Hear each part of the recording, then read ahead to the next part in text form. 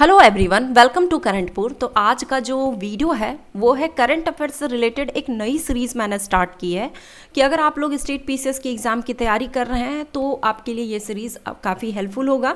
जिसमें कि अगर आप यूपी पीएससी की तैयारी कर रहे हैं या फिर आने वाले 69th बीपीएससी के एग्ज़ाम की तैयारी कर रहे हैं जो कि सितंबर में होने वाला है, तो उसके लिए ये काफ़ी हेल्पफुल होगा। तो अगर आप चैनल पर नए हैं तो चैनल को सब्सक्राइब जरूर कर लें, बेल आइकन को भी प्रेस कर लें ताकि वीडियो की नोटिफिकेशन आपको मिलती रहे।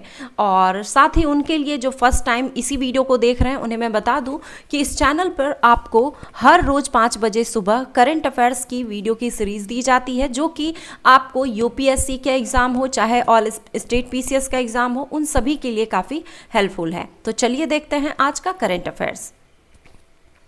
क्वेश्चन है पहला कि निम्नलिखित में से कौन सा देश आधार को अपना सोर्स तकनीक के आर्किटेक्ट को अपनाने वाला पहला देश बन गया है?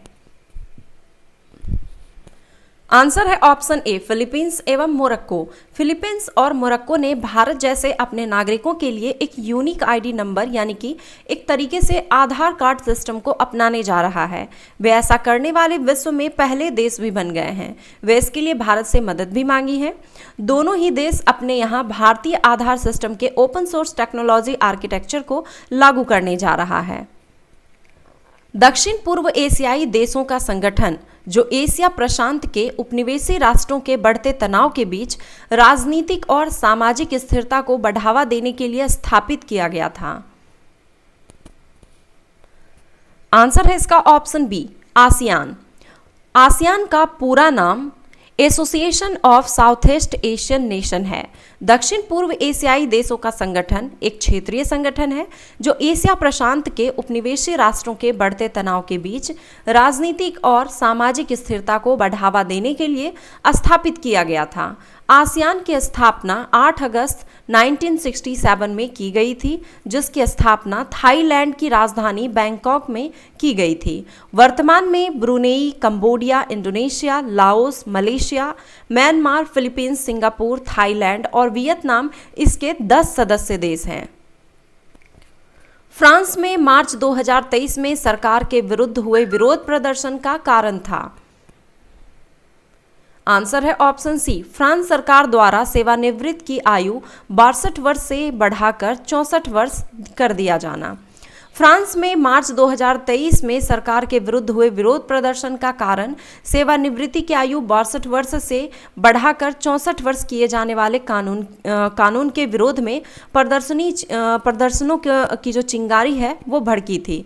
इसका मतलब यह होगा कि जो लोग अभी काम कर रहे हैं उन्हें अपनी पेंशन के लिए 2 साल और योगदान देना होगा, लेकिन उन्हें वही पेंशन मिलेगी जो पहले से सेवानिवृत्त अन्य कर्मचारियों को मिलती है। निम्नलिखित में से कौन नीति आयोग के सदस्य में शामिल नहीं है?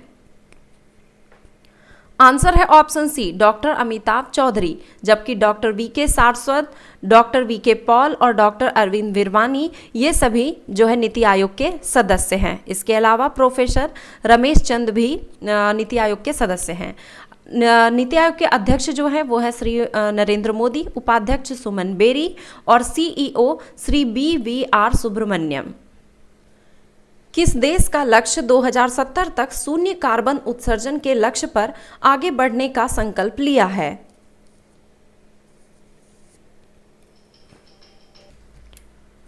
आंसर है इसका ऑप्शन ए भारत। फरवरी 2023 के मध्य पूर्व में आए भीषण भूकंप से जान माल की सर्वाधिक क्षति किस देश में हुई? आंसर है ऑप्शन सी तुर्की में। 6 फरवरी 2023 को तुर्की में 7.8 के स्तर पर आए भीषण भूकंप में जान माल की सर्वाधिक क्षति हुई। इस भूकंप से सीरिया, लेबनान में भी काफ़ी क्षति हुई। कच्छ वनस्पति के संबंध में संघीय बजट 2023-24 में निम्नलिखित में से कौन सी योजना की घोषणा की गई थी? आंसर है ऑप्शन बी मिस्टी योजना की। भारत सरकार ने मैंग्रोव वृक्षारोपण के लिए केंद्रीय बजट 2023-24 में मिस्टी योजना की घोषणा की है। इस योजना का उद्देश्य भारत के समुद्र तट के साथ साथ लवणीय भूमि पर मैंग्रोव वृक्षारोपण की सुविधा प्रदान करना है। अमृत धरोहर योजना निम्नलिखित में से किस पर केंद्रित है? आंसर है ऑप्शन डी, आर्द्र भूमि के संरक्षण और प्रबंधन के लिए।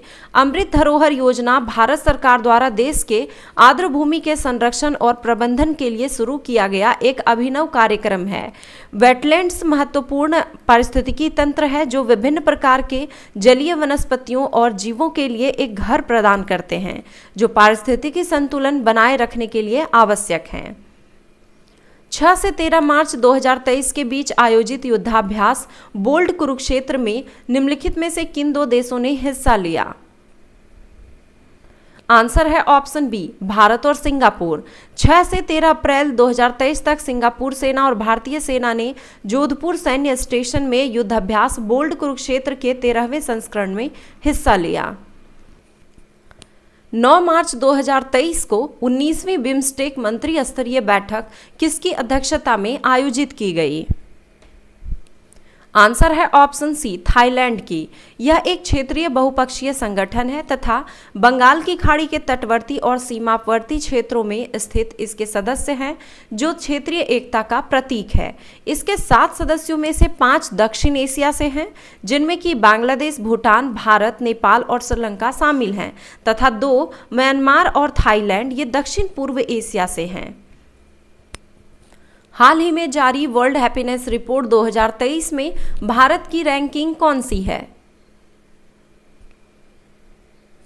आंसर है ऑप्शन ए, 126वीं। हाल ही में UN sustainable development solutions network ने वर्ल्ड खुशहाली रिपोर्ट 2023 जारी की है, जो देशों को खुशहाली के आधार पर रैंक प्रदान करती है। भारत 137 देशों की रैंकिंग में 126वें स्थान पर है। फिनलैंड लगातार 6ठी बार शीर्ष स्थान पर है, डेनमार्क दूसरे स्थान पर और आइसलैंड तीसरे स्थान पर रहा। सबसे अंतिम स्थान 137वां ये अफगानिस्तान को रखा गया है। हाल ही में G20 फ्लावर फेस्टिवल का आयोजन कहाँ किया गया? आंसर है इसका ऑप्शन बी, नई दिल्ली में। G20 सदस्यों और अतिथि देशों की जीवंतता और रंगारंग प्रदर्शन को दर्शाने वाला 2 दिवसीय पुष्प उत्सव दिल्ली के कनॉट पैलेस में आयोजित किया गया, जिसमें भारतीय उपमहाद्वीप की विविधता को प्रदर्शित करने वाले विभिन्न फूलों के पौधों को प्रदर्शित किया गया। महोत्सव में भाग लेने वाले 4 G20 देश चीन, जापान, सिंगापुर और नीदरलैंड शामिल थे। हाल ही में किसे 2022 के लिए प्रतिष्ठित सरस्वती सम्मान से सम्मानित किया गया? आंसर है ऑप्शन डी, शिवशंकरी को। तमिल लेखिका शिवशंकरी को प्रतिष्ठित सरस्वती सम्मान पुरस्कार 2022 से सम्मानित किया गया। उसे यह पुरस्कार उनकी 2019 की आत्मकथा सूर्यवंशम के लिए दिया गया। G20 से संबंधित मामलों के लिए भारत का शेरपा कौन है? आंसर है ऑप्शन ए, अमिताभ कांत। भारत ने G20 के लिए अमिताभ कांत को अपना शेरपा नियुक्त किया है। G20 और G8 जैसे अंतर्राष्ट्रीय शिखर सम्मेलन में किसी देश की ओर से शामिल होने वाले प्रतिनिधि को शेरपा कहते हैं, जो सम्मेलन एजेंडे के बीच सामंजस्य बनाने का काम करता है। ऑपरेशन त्रिशूल निम्नलिखित में से किससे संबंधित है? आंसर है ऑप्शन ए, विभिन्न अपराधों में शामिल भगोड़ा अपराधियों को विदेश से भारत लाए जाने से। विभिन्न अपराधों में शामिल भगोड़ा अपराधियों को विदेश से भारत लाए जाने के लिए सीबीआई ने यह कार्य एक विशेष ऑपरेशन के हिस्से के रूप में किया है, जिसका कोड नेम त्रिशूल रखा गया है। इस ऑपरेशन का उद्देश्य वित्तीय अपराधों की आय का पता लगाने के अलावा अन्य देशों में छिपे हुए अपराधियों का पता लगाना और उन्हें वापस लाना है। 108वीं भारतीय विज्ञान कांग्रेस 2023 का विषय क्या है? आंसर है ऑप्शन डी, महिला सशक्तिकरण के साथ सतत विकास के लिए विज्ञान और प्रौद्योगिकी। प्रधानमंत्री श्री नरेंद्र मोदी ने 3 जनवरी 2023 को वीडियो कॉन्फ्रेंसिंग के माध्यम से 108वीं भारतीय विज्ञान कांग्रेस को संबोधित किया। इस वर्ष का ISC का मुख्य विषय महिला सशक्तिकरण के साथ सतत विकास के लिए विज्ञान और प्रौद्योगिकी है। पोखरा अंतर्राष्ट्रीय हवाई अड्डा किस देश में स्थित है?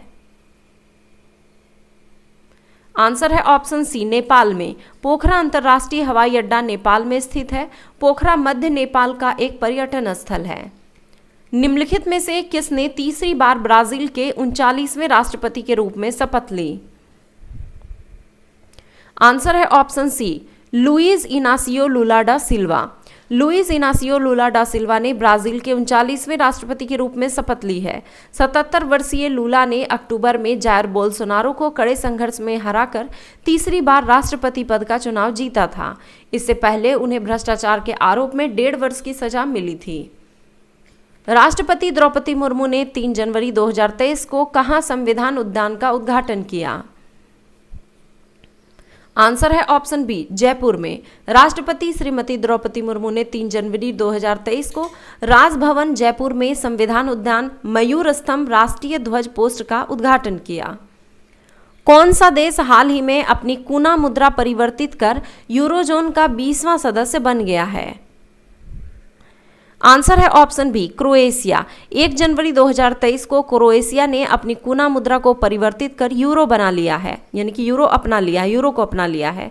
इसी के साथ वह यूरोजोन का 20वां सदस्य देश भी बन गया। तो ये थे आज के करंट अफेयर्स। आई होप कि वीडियो आपको पसंद आई होगी। वीडियो पसंद आया तो एक लाइक जरूर करें, कमेंट करें और अपने दोस्तों के साथ शेयर जरूर करें। धन्यवाद।